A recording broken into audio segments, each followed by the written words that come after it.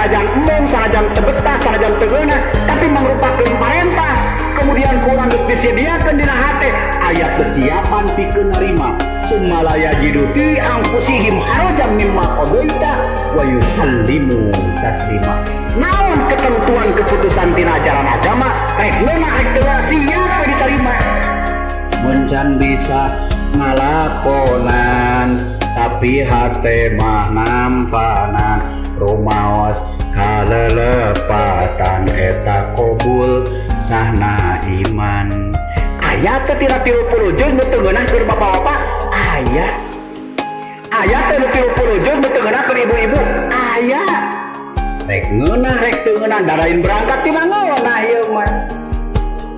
Lain berangkat tina ngeunah jeung teu ngeunah, lain berangkat tina hayang jeung teu hayang, tapi berangkat tina kudu jeung eureun dina ulah.